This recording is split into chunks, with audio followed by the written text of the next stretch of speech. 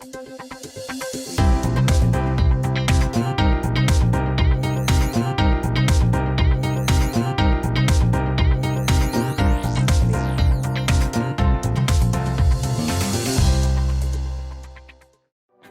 sa Evangelicals Today TV, kwentuhang pampamilya tayo. Magandang araw, ako si Maloy Malibiran sa Lumbides. At ito naman po si Bishop Noel Pantoja.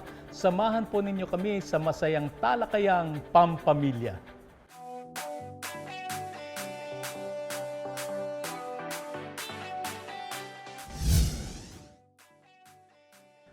In Joshua 24:15, Joshua said, "As for me and my house, we will serve the Lord." Sa pagkakataong ito ay pinamili ni Joshua ang bayang Israel kung ang kanilang susundin ay ang Diyos ng mga ibang bansa, pero sa kanya at ang kanyang buong sambahayan, ang pinili nila ay ang magsamba o maglingkod sa ating Diyos na buhay. Napakahalaga na ang pamilya ay inuuna natin, pero para po maging una ang pamilya, dapat ang Panginoong Diyos ang una sa atin pong buhay. Ang ating Panginoong Hesukristo ay nagpakita ng pagpapahalaga ng pamilya na sa kanyang pagpapakumbaba at sa kanyang pagkakatawang tao, siya ay naging miyembro ng pamilya. Kung paano ang kanyang naging magulang ay si Joseph at si Mary, at nung siya ay bata pa ay nagkaroon siya ng pagsunod sa kanya, at nung siya ay 12 years old, pinakita niya na siya ay tumalima at sumunod sa kanya. Sinabi doon sa Luke chapter 2 verse 52, ang 18 years sa buhay ng ating Panginoong Jesucristo ay nabuo or na-summarize in one verse. Jesus grew in wisdom and in stature and in giving favor with God and of man. So, sa loob ng 18 years, siya ay sumunod sa kanyang mga magulang at ang kanyang mga values at ang kanyang mga perspectives ay maaring itinuro din ng kanyang tatay na yung kanyang earthly father, kanyang adoptive father na si Joseph, at ang kanyang nanay na through her, nagkaroon ng virgin birth, ay kinilala rin niya hanggang sa kanyang kamatayan. Nung siya ngay mamamatay na, ipinagtagubilin niya sa kanyang minamahal na alagad, "Woman, behold your son, son, behold your mother," sapagat pinapakita niya na ang pamilya ay mahalaga sa atin pong buhay. Kinakailangang ipakita natin na sa atin pong mga ginagawa at sa ating paglilingkod, ang pamilya ay ating inuuna. Sapagkat ang pananagutan ng pagpapalaki ng mga anak ay sacred responsibility na ibinigay ng Panginoon sacred responsibility na ibinigay ng Panginoon sa mga magulang. Sinabi sa Ephesians chapter 6, "Fathers, do not provoke your children to anger, but bring them up in the favor of the Lord." Conversely, sinabi naman sa mga anak, "Children, obey your parents in the Lord, for this is right. This is the first commandment with a promise that your life may be long here on earth." So, ang atin pong pamilya ay napakahalaga at nais po nating tingnan na sa atin pong bansa at sa ating lipunan ay bibigyan natin ng diin ang pagsasaayos ng pamilya. Uunahin natin sila.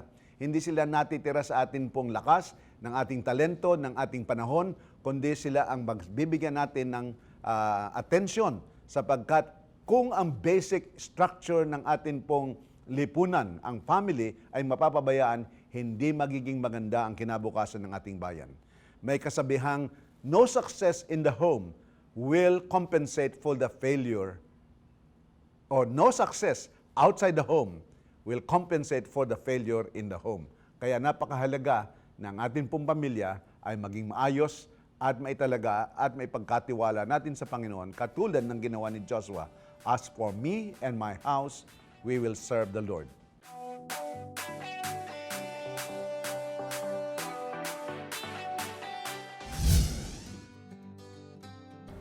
Ang populasyon ng Pilipinas ngayon ay malapit ng umabot sa 108 milyon at bawat isang Pilipino na ito ay bahagi ng pamilya. Ano nga ba ang tungkulin ng simbahan upang patatagin ang pinakapundasyon ng ating lipunan?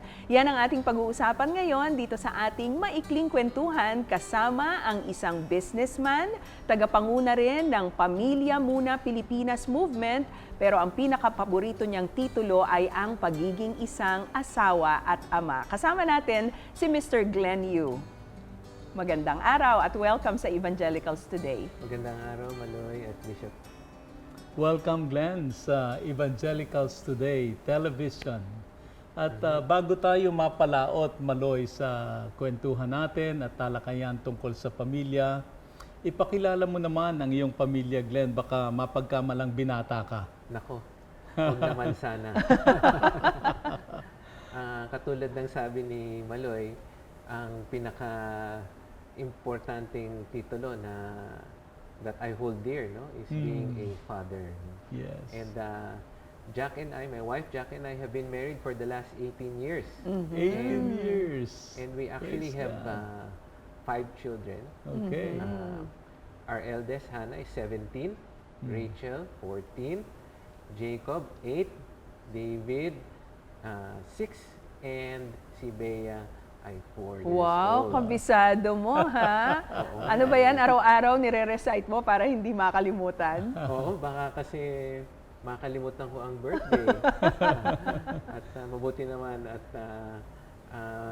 madalas nating nire-recite at nire-review, hindi ba? So, doon pala sa 108 million Filipinos, 5 doon ang bag ninyo ni Jackie. That's our contribution to the Philippines. Tama po kayo. Well, Glenn, umpisa natin itong talakayan natin sa tungkol sa pamilya at alam kong marami kang may share sa ating listeners and viewers tungkol sa mga gawaing pangpamilya. Pero sa Bible ba and in God's perspective, ano ba talaga ang definition ng family? Well, I think God created the family. I remember in Genesis chapter 1, God said, it is not good for man to be alone. And that is basically how the family got started, where God created woman. And really, it's from that context where we should view the family.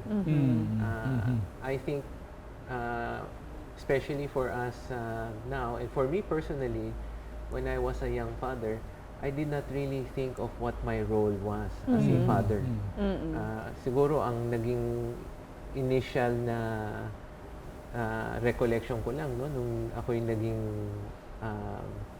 father for the first time, was that ang role ko lang is to provide for the family. Yeah. And yun lang. And everything else, bahala na si Mrs. o bahala na si Batman. Maraming ang mga tatay gano'n ang pananaw, no? Na sila ang provider. Yes. Kapag nakapagbigay na ng pang-tuition, ng pangkain, ng budget para sa bahay, okay na, tapos na yung kanilang role.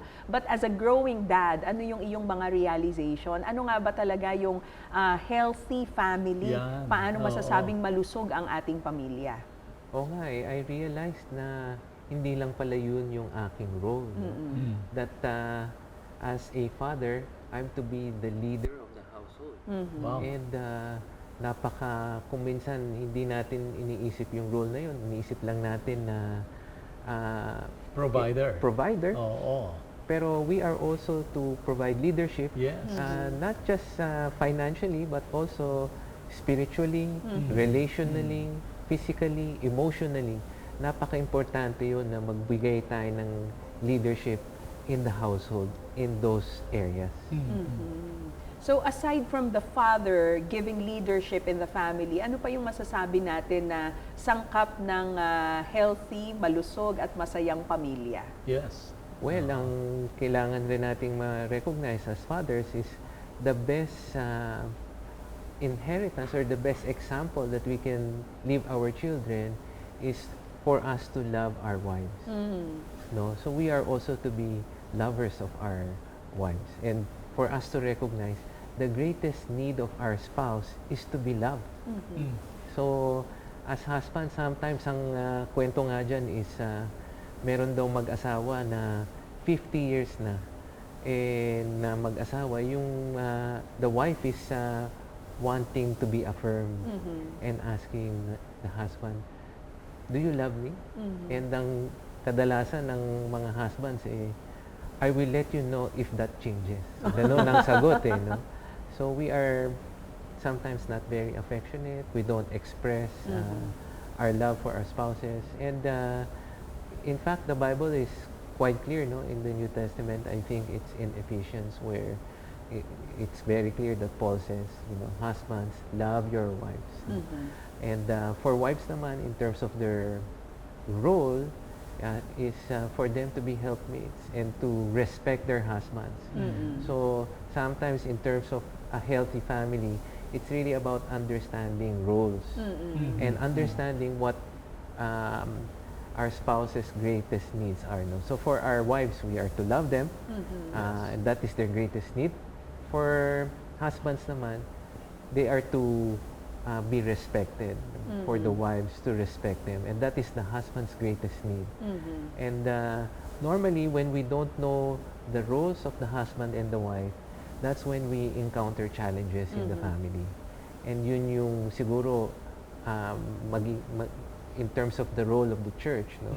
Na we can play a significant role there by equipping families to understand what their roles are.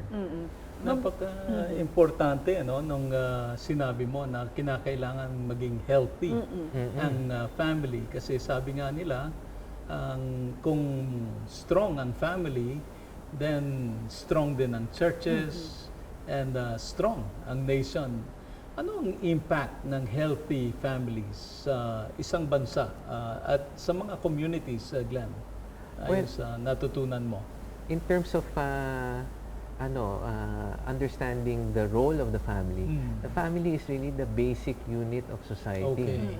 And in fact, in terms of our statistics in the Philippines, we know that there are about 22 million families.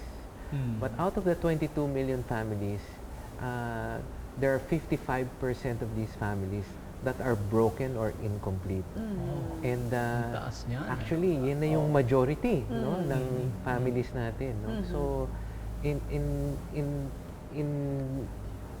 terms of viewing it from that context, we really see that the family is under attack. Yes. And hopefully, by just that recognition, that we are able to look at the society's problems in that context na doon pa lang sa pamilya kung may problema na, that will, kumbaga, domino effect siya, no? That will really translate to a lot of our social problems today. That's right. Maraming mga statistics related to that. For example, teenage pregnancy, drug addiction, yung mga related to suicide or rape. All of these crimes, normally when you look back at the origin, yung root cause is really part and parcel of having a dysfunctional family. So, malaki ang kinalaman ng pamilya doon sa malalaking problema na kinakaharap ng isang bansa. Di ba? Ikaw ay nabanggit natin kanina, you have a movement, meron kayong organisasyon, yung Pamilya Muna Pilipinas. What is this all about? Ano yung pinakalayunin ninyo? Well, ang Pamilya Muna Pilipinas is really a chapter or a member organization of a much larger organization called Family First Global. Dito lang sa atin, sa Philippines, tin-translate natin siya into Tagalog and naging Pamilya Muna Pilipinas ang pangalan. We started in 2016 in terms of the movement, and ang naging focus natin is how do we strengthen families. So actually ang mantra or ang vision ng movement is strengthen your family, strengthen the world. So napaka basic ng premise na if you work on the family, then communities will be better. If communities are better, then cities will be better. If cities are better, then the provinces will be better, and then the nation, and then eventually the world. And parang magandang illustration rin, even from the standpoint of how the word family is written in Chinese. Actually, in Chinese, the family is composed of two words. And it's, the country, no? Country country. is composed of two words, one of which is family. Family. No? So, in that context, that's how the movement got started. And we're focused on really equipping families. We have partnerships with several institutions, and we're working with institutions to strengthen families within those institutions. So some examples are with the Philippine National Police and the Philippine Army, where we are working with them, and we're rolling out programs and delivering learning opportunities for our men and women in uniform to learn about their roles as a father, their role as a mother, what are their responsibilities, no, in terms of having a healthy family. Maganda ito kasi ang mga men in uniform natin, men and women in uniform, yan yung palaging nade-deploy, palaging hindi nakakasama ang pamilya kung minsan, ano. So, mga seminars ito na pang-pamilya na inyong ibinibigay sa kanila. So we do several workshops with them, and we teach them the 7 F's of family. That's what we call it. No? Dahil, Ano yung 7 F's of family? well, each one is a one dimension of an important aspect of the family for us to have a healthy family. So, our faith, fulfillment in terms of work, friends, fun, finance, family, and fitness, the last one. Aba, may physical fitness Kailangan, din, ha? oo. Tamang-tama yan. Gusto ko yung matutunan. Sa bansa natin ngayon, Glenn, maraming problema. At sabi mo nga kanina, from the very beginning of time, the family has been under attack. Ano? And ano itong mga very prominent problems that our families in the Philippines are facing, and how is the church and other organizations like sa PCEC Maloy, we have Family Commission. Meron tayong ministries for men, women, youth, and children. And we thank God for Pamilya Muna Pilipinas. How are we addressing these pressing challenges right now? I think the family is under attack in many fronts. Oo. One would be yung because of the need to provide for the family financially. We have in the Philippines the OFW phenomenon. And if I recall, there are About, sabi nila, 25 million Filipinos are belonging to OFW families. Napakarami niyan. So, that is actually, in a way, a unique phenomenon for the Philippines. No? So, we teach people rin how to do long-distance parenting. And we try our best to equip the parents, give them tools, so that they are able to fulfill their roles as the head of the family, if they're the father, in the context of providing the emotional needs of their children, and the physical needs, the spiritual needs. And I think napakahalaga na ma-appreciate natin lahat, no? Na probably the most important job that we will ever have is that of being a father or a mother. And being a father or a mother to, for example, my 5 children is kumbaga the only job where I am uniquely qualified amongst the 108 million people in the Philippines. So, napakahalagang realization yun, yung the importance of our role in the family. Yan ba ang dahilan kung bakit pumayag ka na pangunahan itong Pamilya Muna Pilipinas movement dito sa Pilipinas? You're a very busy man, you're running a very big company, pero naglalaan ka ng panahon para dito sa gawaing pangpamilya.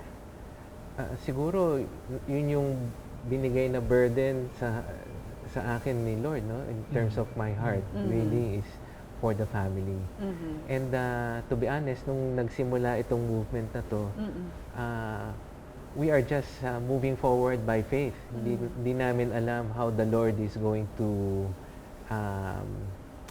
kumbaga direct us to these institutions, and kumbaga by faith, as the door opened, we walked into those doors, and we are seeing some of the fruit now, no, of that taking advantage of those opportunities, especially working with these government institutions. And we're very excited in terms of what the Lord will do, no, from that context. You also belong to a local church, Glenn, and sa mga pastors, church leaders, and mga local churches, paano makakatulong ang churches? Like for example, anong mga programa, anong mga events and activities para ma-strengthen ang families sa isang local church? I think sa isang local church, sometimes ang nasa isip natin is ang family ministry is another ministry, like youth ministry or singles ministry, no? But I would like to think na yun talaga yung core ng church, no? That at the end of the day, when we talk about fulfilling the Great Commission, that discipleship starts with the family. Now we as a church should be teaching